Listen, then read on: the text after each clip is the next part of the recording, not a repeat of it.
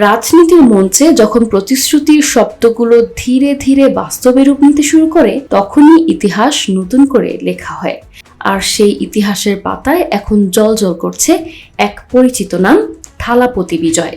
পর্দার আলো থেকে ক্ষমতার শীর্ষে উঠে আসা এই যাত্রা যেন শুধুই এক ব্যক্তির উত্থান নয়, বরং এক নতুন ভাবনার জন্ম। তামিলনাড়ুর মাটিতে এবার জন্মের প্রথম কান্নাটুকুকে স্বাগত জানাতে সরকারি হাসপাতালে জন্ম নেয়া প্রতিটি নবজাতকের জন্য 1 গ্রাম সোনার আংটি উপহার দেওয়ার ঘোষণা এসেছে, যা থাই মামান গোল্ড রিং স্কিম নামে নতুন এক অধ্যায় খুলে দিয়েছে। এই সিদ্ধান্ত শুধু একটি সরকারি প্রকল্প নয়, বরং এক আবেগের প্রতীক, যেখানে জন্মের সূচনাতেই শিশুর জীবনে যুক্ত হচ্ছে মর্যাদা, স্বপ্ন আর এক টুকরো উজ্জ্বল ভবিষ্যতের ইঙ্গিত।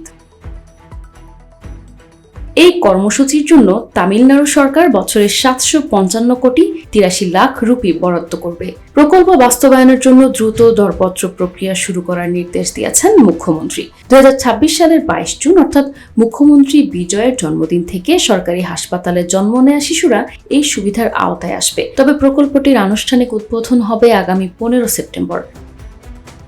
সরকারি এক বিজ্ঞপ্তিতে বলা হয়েছে, এই উদ্যোগের অনুপ্রেরণা এসেছে তামিল সংস্কৃতির থাই মামান সির নামে একটি ঐতিহ্য থেকে। এ প্রথায় নবজাতককে আশীর্বাদ ও উপহার দেন শিশুর মামা।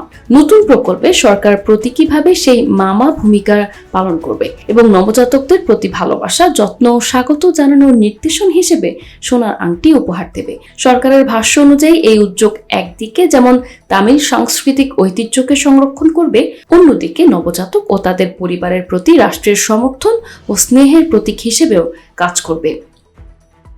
ডেস্ক রিপোর্ট, ভোরের ডাক।